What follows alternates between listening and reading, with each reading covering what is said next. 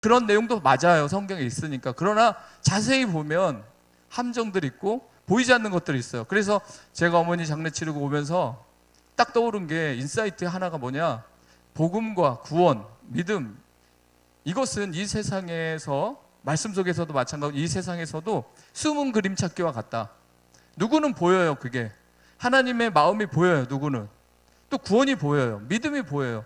보이지 않는 세계에서 주님의 역사하심이 느껴져요. 그 숨은 그림 찾기예요. 누구나 다 찾으면 찾을 수 있는데 아무나 다 찾는 게 아닌 거죠.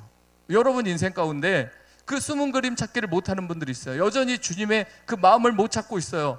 믿음 생활하면서 여전히 그 성령의 옆에서 도우시는 그 광경을 못 보고 있어. 여전히 믿음 생활하는데 우리 일상 속에서 매일매일 찾아와 사인을 보내시는 그 주님의 그 따뜻한 위로와 주님의 어떤 권면과 주님의 인도하심을 여전히 못 찾고 있는 사람들이 있어요. 자기의 어떤 방향타를, 자기가 방향의 키를 무조건 돌리기 때문에 그걸 못 보는 거예요. 주님이 왔다 갔는데 못 보고, 주님이 나를 찾아왔는데 못 보고, 사람들 통해서 말씀하는데 그거는 사람 얘기지 주님 얘기가 아니고, 여전히 우리가 찾지 못하는 것들이 참 많은 것 같습니다. 그러나 하나님은 이 모든 것에 신앙의 빛깔을 입히고 모든 사건의 신적인 의미를 보도록 우리에게 영적 눈을 열어준 줄 믿습니다. 그렇다고 무조건 갔다가 그냥 하나님이 하셨다, 무조건 갔다가 이렇게 하는 것도 더 위험하지만, 이제 그 선을 아는 사람이 있어요. 제가 요즘에 느낀 거는, 예전에 30대 40대 이렇게 신앙생활 할 때는 그런 걸 알고 싶었어요. 이게 하나님 뜻인가? 지금 상황이 이렇게 됐는데 이거 내가 하는 거야, 하나님 인도하는 거야? 그래서 몸부림치고 기도하고 묻고 그랬어요. 근데 요즘에는 안 묻는 게 아니라 뭘 느끼냐면, 이거 하나님이 하셨다가 그냥 그 마음속에 딱 들어와요. 그러면 하나님이 하신 거지, 그걸 또 놓고 기도해서 이거 진짜 하나님이 하신 건가? 이제 이러지는 않는다는 거예요. 시간이 지날수록 숨은 그림 찾기를 잘하게 돼요. 우리가 믿음의 어떤 성장과 성숙을 하는 사람들이 결국 주님의 사인을 잘 보게 됩니다. 그러면서 하나님께 이제 생명을 맡겨드리고, 하나님이 가장 좋은 때, 하나님이 원하시는 때 어머니를 데려가십시오. 맡겼어요. 원래 아파 계시고 요즘에 이제 좀 더 심각하셨기 때문에 그것조차도 하나님께 맡겼습니다. 그러니까 하나님께서 날짜고 또 모든 상황도 하나님께서 알아서, 왜냐하면 사랑하는 딸은 저희 어머니도 되지만 하나님의 딸이잖아요. 그렇죠? 하나님이 책임져야 될 딸이거든요. 13년 동안 얼마나 슬픔 속에서 눈물을 흘렸겠습니까? 자식들은 면회하고 5분 10분 하고 나오면 혼자서 누워서 그 긴 밤을 새야 되고, 여름을 지나야 되고, 자식들 뒷모습 볼 때 얼마나 외롭고 고독했겠습니까? 근데 그 고독, 그 외로움이 하나님과 함께 있기 때문에 위로가 된다는 거죠. 하나님은 그런 모든 모습을 보면서 불쌍히, 그 국률이 불붙는 하는 거예요. 에레미야에 나오죠. 국률이 있어요. 하나님의 국률이 있는데 불붙는 것 같아요. 하나님의 국률이 누구를 향해서는 그 불쌍한 그 한 영혼을 볼 때는 하나님 마음이 국률한 마음이, 불쌍한 마음이 불붙어 버려요. 하나님 마음속에. 여러분도 그렇게 하나님 보시기에 사랑스럽고 그 국률이 불붙는 듯한 그런 자리에 여러분이 계셔야 될 줄 믿습니다. 그렇습니다. 그러면서 또 하나, 하나님의 쌓이는 금요 기도회 때 그 박영철 목사님이 오셔갖고 말씀을 전해주셨는데, 그분이 사랑 설교를 이렇게 마지막 때 사랑이 식어진다 그랬잖아요. 제가 우리의 사명에 대해서 시리즈로 3번 하면서 제일 우리가 첫째 그 사명은 하나님을 뜻을 다하고 마음을 다하고 성품을 다하고 목숨을 다해 사랑하는 거라고 계속 사랑에 대해서 설교를 했었습니다. 근데 이분은 몰랐는데 또 그 사랑이었어요. 그러니까 이런 게 우연 같은데 하나님의 어떤 섭리가 있었다. 우리 행복한 교회 성도들에게 바라는 것은 마지막 사랑이 식어지는 이때 믿음의 등불을 켜서 하나님을 사랑하되 이전에 우리가 살아있던 그 이상으로 아버지처럼 생각하고, 그 아버지라 생각하고, 그 하나님이 베풀어진 은혜에 감사하며 이제 내가 목숨을 다해서도 그분을 사랑해야 되겠다라는 그런 각오를 해야 됩니다. 많은 사람들이 이제 은퇴할 나이가 되고 노후 준비를 합니다. 연금을 얼마 받을까 계산합니다. 자, 그때 그런 것도 중요하지만 이제 남은 인생 하나님 앞에 내가 어떻게 하나님을 위해서 최선을 다할까? 자녀들을 위해서 최선을 다했다면, 내일을 위해서 최선을 다했다면, 이제 하나님의 영광을 위해서, 우리 아버지 하나님을 위해서 내가 마음을 다하고 성품을 다하고 어떻게 그분을 사랑할까? 그 하나님을 어떻게 하면 기쁘게 해드릴까? 자, 그런 마음으로 살아가는 게 맞는 줄 믿습니다. 그렇습니다. 그렇게 세월이 흐르면서 하나님의 인도 따라 순차적으로 이렇게 가다 보면 하나님을 사랑하는 마음이 이제 저절로 여러분 안에 생겨올 텐데, 자, 오늘 이 본문을 통해서 또 한 번의 이 시대적 상황, 이 상황에서 하나님은 우리에게 무엇을 말씀하시는가? 자, 우리가 요즘 살아가고 있는 세상에 펼쳐지고 있는 사건들을 말씀 안에서 풀어볼 수 있는데, 요즘 탈레반 사건 20년 만에 아프가니스탄을 무력으로 재집권했습니다. 그래서 아프가니스탄은 지금 아비규환입니다. 정말 눈물 나더라고요. 그 비행기를 붙잡고 가는 사람이 어디 있습니까, 세상에. 그 공포와 위험이 얼마나 컸으면 그 안에, 비행기 안에 있어야지. 밖에서 비행기 다리 잡고 가면 어떻게 합니까? 떨어져 죽은 사람들, 그 화면도 보고, 그리고 아이를 그 담장 너머로 아이만이라도 살리고 싶어서 아이를 던진 그런 모습도 보면서 이 테러 집단, 이슬람 근본주의자들이 얼마나 무서운 존재인지, 그리고 그런 것도 세계의 매스컴을 통해서 전해지고 있습니다. 그러면서 그 테러 집단은 여성에게 부르카를 입히고, 만약에 부르카를 입지 않으면 여기까지 다 가리더라고요. 온통 그냥 옷으로 덮어 씌우고, 그러면 총살하는 그런 모습도 보고, 여자들에게 교육의 기회를 박탈하고, 막 도둑질한 사람은 팔을 그 자리에 잘라버리고, 가늠한 자는 돌로 쳐서 이렇게 죽이는. 왜냐하면 이슬람 근본주의자들은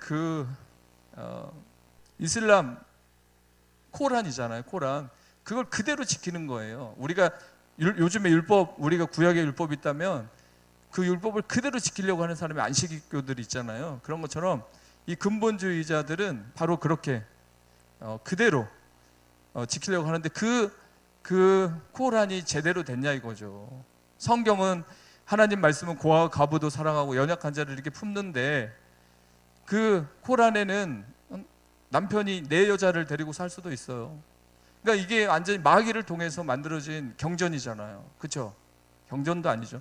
자, 그런 것을 목숨 걸고 지키는 거예요. 그들은 왜 막 순교했냐면, 거기에는 그런 얘기가 있어. 자기가 이렇게 순교를 하면은 하늘나라 가서 최고의 대접을 받고 10명 이상인가요? 여자를 거느리고 사는 그런 얘기들을 믿고 그냥 목숨을 걸고 싸우는 거예요. IS 뭐 이런 집단들이. 자, 그렇습니다. 이런 세계에 이런 일이 벌어졌습니다. 미얀마 사건도 가슴 아팠는데 지금 이게 이제 세계 화두가 돼 있어요. 아프가니스탄의 미국군이 떠난 지 불과 2개월 만에 점령됐습니다. 2개월, 불과 2개월 만에. 뭐 미국에서 100조에 가까운 무기와 또 군인들을 훈련시켰던 20년의 시간이 있었지만, 이 지도자들이 부정부패를 저지르고, 또 군인들이 정말 군인 정신도 없고, 그 명단에 이름 나갖고 월급 타먹고 뭐 이런 게 나오더라고요. 그러니까 오합지졸인 거예요. 2개월 만에 전복됐습니다.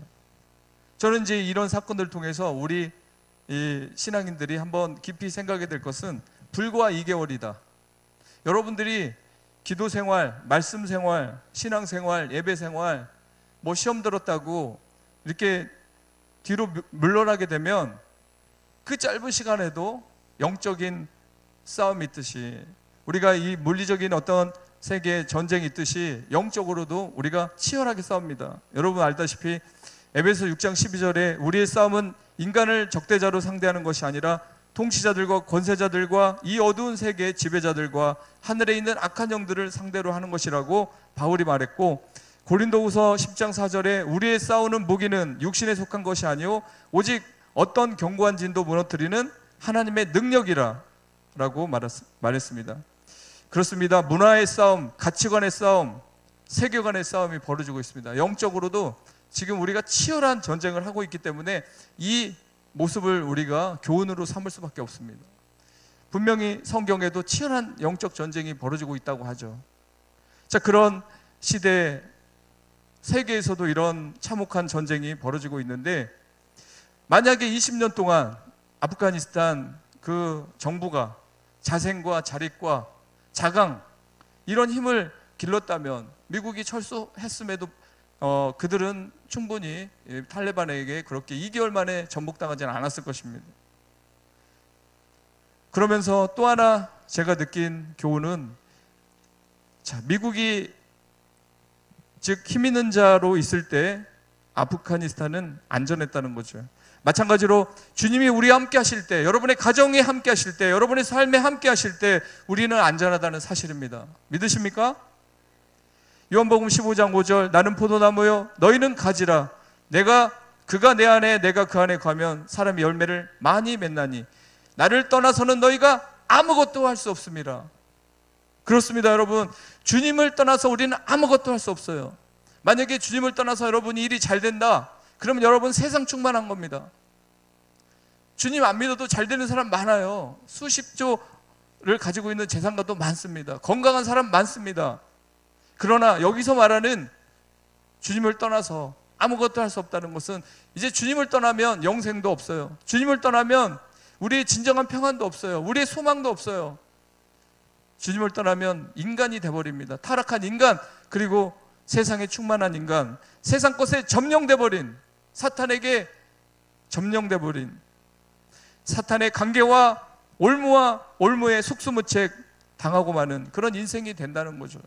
그래서 우리는 주님이 우리를 떠나지도 않지만 우리가 생활 속에서 절대 주님을 떠나서는 안 된다는 것입니다. 자, 그렇습니다. 히브리서 13장 5절에도 돈을 사랑치 말고 있는 바를 족한 줄로 알라. 그가 친히 말씀하시기를 내가 과연 너를 버리지 아니하고 과연 너희를 떠나지 아니하리라고 말했습니다. 그렇습니다. 어떤 환경 가운데서도 하나님을 붙잡는 사람, 환경이 어려우니까 하나님을 놓고 이제 내 마음대로 해볼게요. 하나님 말씀대로 살았더니 하나님 복도 안 주시고, 말씀대로 산다고 애썼는데 아직 기도 응답도 안 해주시고, 이제 내가 한번 해볼게요. 내 마음대로 한번 해볼게요. 하나님, 그전에는 하나님 방법대로 내가 도전했다가 별로 좋은 결과도 못 봤기 때문에 이제는 내 마음대로 해볼게요. 자, 그런 사람은 결코 열매를 맺지 못합니다. 다음은 참된 지도자와 참된 교회도 우리가 떠나지 말아야 합니다. 예수님을 떠나고 말씀을 떠나고 기도 생활의 그 자리를 떠나고 봉사와 헌신의 자리를 내팽개치고 그리고 좀 쉬어보겠다. 자, 그것도 아주 위험합니다. 왜냐하면 떠나면 누가 와요? 탈레반이 왔잖아요. 마찬가지로 주님을 떠나면, 기도 생활을 떠나면 어둠의 세력들이 공격해 온다는 것입니다. 치열하게 오는 거예요. 자, 그곳에서 머물며 봉사와 헌신하며 주님을 알아가는 교육이 함께하고 성령님이 운행하는 교회는 그 자체가 도피성과 같은, 피난처와 같은 안전이 보장되는 곳입니다. 사도행전 20장 9절에 사도 바울이 이런 얘기를 했습니다. 내가 떠난 뒤에 사나운 이리들이 여러분 가운데 들어와서 양떼를 마구 헤아리라는 것을 나는 압니다. 사도 바울은 알고 있어요. 자기가 버티고 자기가 있을 때는 사탄이 함부로 못 들어와요. 자기가 뭐 힘이 세서가 아니라 진리를 사수하고 기도하는 사람이고 성령이 그와 함께하고 그 지역을 완전히 성령 충만한 곳으로 만들고 날마다 두란노에서 강의를 하고 날마다 말씀으로 양육하고 맥체의 성경 읽기를 통해서 항상 말씀이 우리 삶을 이끄는 지도와 같은 그런 길을 교육하고, 그가 버티고 기도할 때는 사나운 이리들이 들어올 수 없었습니다. 근데 그가 또 여기만 있을 수 있나요? 이곳저곳에 가서 복음을 전해야 되는데 그가 이제 떠나면 양떼를 마구 헤아리라는 것을 사탄은 알고 있었습니다. 그렇습니다. 그래서 우리가 자립, 자생, 자강, 말씀으로 자기와 어떤 환난이 와도 주님을 떠나지 않는 그런 믿음의 굳건한 견고한 신앙을 누구나 갖고 있어야 됩니다. 어떤 상황이라도 감사합니다라고 말할 수 있는 그런 신앙을 이 약한 세대에 우리가 붙들어야 되는 것입니다. 그런 자가 믿음의 강자가 되는 것이고, 그런 자가 버티고 있는 교회에 사탄이 들어올 수 없습니다. 그런 자가 주님의 몸된 교회를 사랑하고 아끼고 성도를 붙들고 있는 그런 곳에 잡음이 생기거나 그런 곳에 어둠이 밀려올 수가 없는 거예요. 근데 그런 사람이 없고 다 인본주의적이고 다 인간적인 종교인이 교회에 있다면 계속 거기서는 싸울 수밖에 없는 거죠. 예전에 제가 한번 간증도 했었는데, 이 간증 또한 제가 뭐 자랑하는 것도 아니고 이게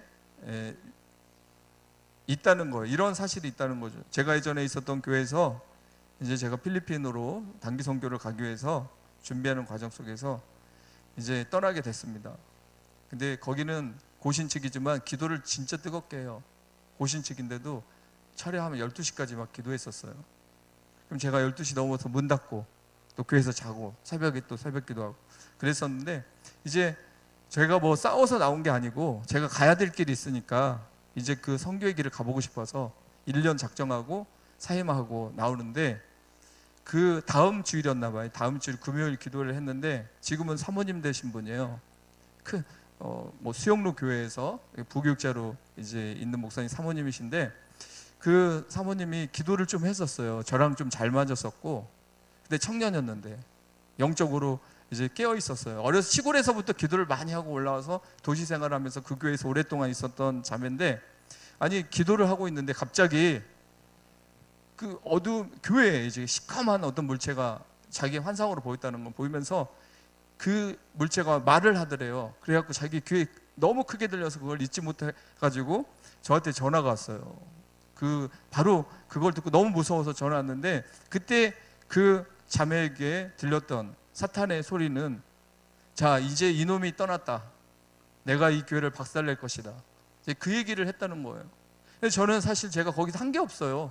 문 닫고 문 열고 또 뭐 운전하고 어린이집 성교원도 있었고 그렇게 기도도 많이 그때는 하지도 않았고, 근데 한 사람, 그냥 주님의 국률로 사는 사람, 주님이 불쌍히 여기주는 그 한 사람, 그 한 사람이 교회를 위해서 기도하고 있고, 뭐 다른 분도 저보다 기도 훨씬 더 많이 하고 권사님들도 그렇게 기도 많이 하지만, 그 자매에게 들려왔던 그 이야기, 그 사탄이 들려준 큰 소리로 들려줬던, 이놈이 이제 이 교회에서 떠났으니 이 교회는 내가 박살낼 것이다. 이제 이 얘기에 이분이 놀라가지고 이 청년이 전화 갖고 막 떨면서 막, 그래서 이거 잘못 들을 수도 있다고 제가 그랬어요. 왜냐하면 제가 그렇게 큰 존재가 아니었거든요, 그 교회에서도. 근데 이제 세월이 지나면서 또 이 말씀을 생각하면서 사도행전 20장 9절 금방 읽었던, 내가 떠난 뒤에 사나운 이리들이 여러분 가운데 들어와서 양떼를 마구 헤아리다, 이런 사도 바울의 어떤 애측, 이거 똑같은 건 아닐지라도 근데 진짜로 그 교회가 무너졌어요. 신기하더라고. 너무 마음이 아파요. 신기한 게 아니고 너무 마음이 아파요. 그 뒤로 싸우고 분쟁하고. 그래서 제가 영적인 세계는 모르지만, 제가 이렇게 환히 볼 수는 없지만 이 영적인 세계에도 그 원리가 있나 보다. 그래서 여러분은 무조건 교회 안에서 그 한 사람이 돼야 됩니다. 그 한 사람, 방어벽을 치고 또 사랑으로 이끌고 기도하는 그 한 사람, 하나님이 그 한 사람을 통해서 이 교회를 불쌍히 여겨주시고, 물론 모두를 통해서 하나님이 이 교회를 사랑하는 것도 좋아요. 그러나 모두가 다 믿음이 있나요? 모두가 다 진실한가요? 하나님 앞에? 그렇지 않을 수 있어요. 근데 그 중에 하나님께 불붙는 듯한 긍휼을 받고 불쌍히 여김을 받고 하나님이 보호하고 있는 그 청년이, 또 권사님이, 집사님이, 장로님이 있을 때, 아까 말했던 그 늑대들이, 이리들이 교회를 해하지 못하고 주변에 있는 연약한 양떼들 쉽게 넘어뜨리지 못합니다. 여러분, 오늘 이 본문에 나온 양은 약함의 대명사 아니겠습니까? 양, 근시안적인, 멀리도 못 보고, 그래서 그냥 주인만 졸졸 따라갑니다. 약함의 대명사고, 늑대는 뭐예요? 악함의 대명사 아니겠습니까? 우리가 양인데요, 여러분, 우리가 순수하고 착한 양인데요, 이리 가운데 보낸다는 거예요, 주님이. 세상은 그런 악함으로 점철돼 있어요. 세상은 우리 같이 착하고 순수하고 주님만 바라보고 주님 말씀대로 이렇게 살아가려고 하는 사람들을 보고 조롱하고 있어요. 예수님이 십자가 질 때 조롱했잖아요. 웃기고 있다고. 그게 무슨 대속이고 그게 무슨 구원이고 이런 방법이 어딨냐 이거죠. 세상 사람들의 가치관에는 도저히 이해가 안 되는 조롱거리예요. 우리가 천국에 대한 확신을 갖는 것도 그들이 볼 때는 죽어봐야 알지, 또 믿는 사람들도 마지막에 가서 보니까 확신이 없더라고요. 두려움만 막 밀려오고 확신이 없어요. 준비를 안 했기 때문에. 자, 그렇습니다. 이런 악한 세대, 음란한 세대에 예수님이 말씀했던 이 세대, 우리가 무장하게 될 두 가지 무기,